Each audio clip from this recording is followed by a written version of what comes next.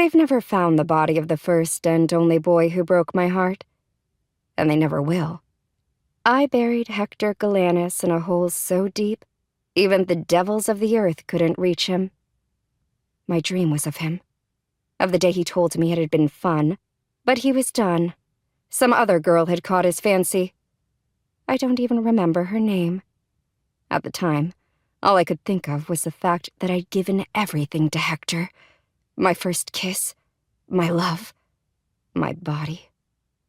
And when I told him I loved him, all he had to say was, "Thanks, but I think it's time we moved on."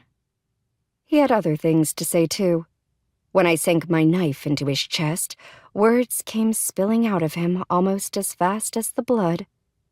He couldn't make sense of it. I couldn't either.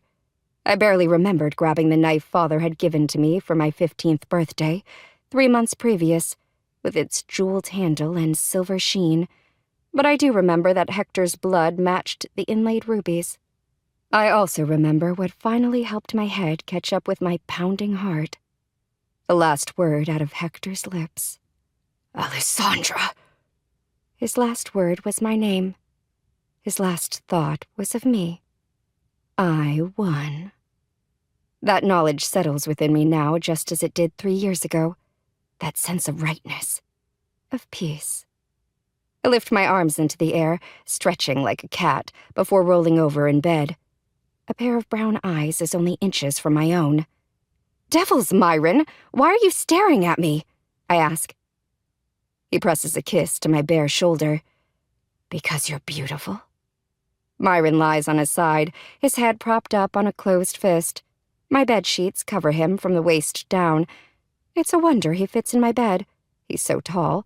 Floppy curls sprawl across his forehead, and he flicks back his head to clear his vision.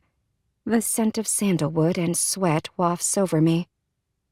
With a hand, I keep the sheets held up over my chest as I rise to a sitting position. "Last night was fun, but you should go.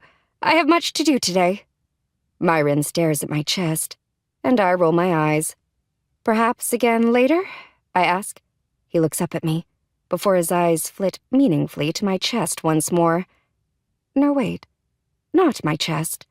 To the hand holding the sheets in place, and the extra weight I now feel there.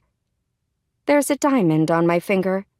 It's beautiful, cut in an egg shape and buried in gold. It winks in the morning light as I tilt my hand from side to side.